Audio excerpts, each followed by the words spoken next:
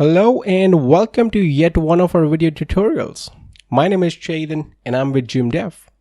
In this video, we're going to try to explain the use of inner row and why it's an important element, an important piece of the puzzle. Now, you may wonder, we have a grid layout, you can do sections, you can do columns, you can do elements, you can do rows. Why is inner row important and, when does it come into play? Inner row helps you create complicated layouts that are not possible with sections. So let's look at this layout for example. Okay, the red are the elements and the black, I suppose, are sections or stuff. But either way, let's take each thing as an element. So we just want to create the red boxes with their own content.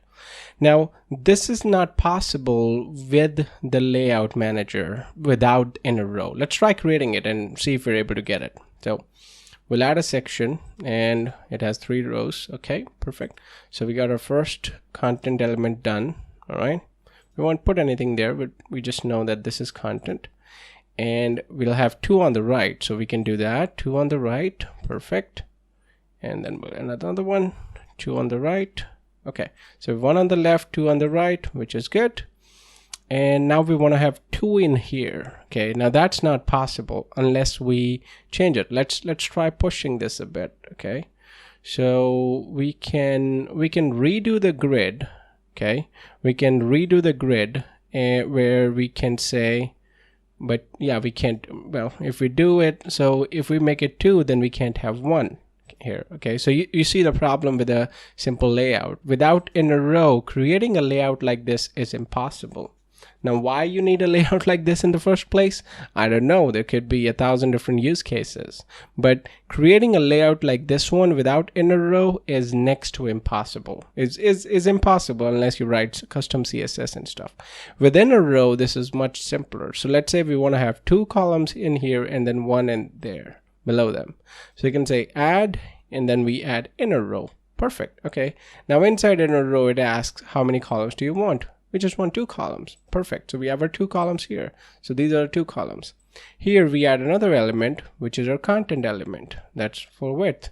And obviously here we can add our elements again, so they would go fine.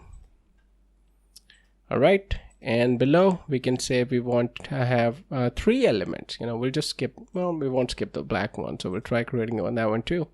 So we'll say content, another one. Okay. And now we want to have 3 of them. So here we add another inner row. And now we select 3 instead. And then we say content, perfect, content, and content. And there you go.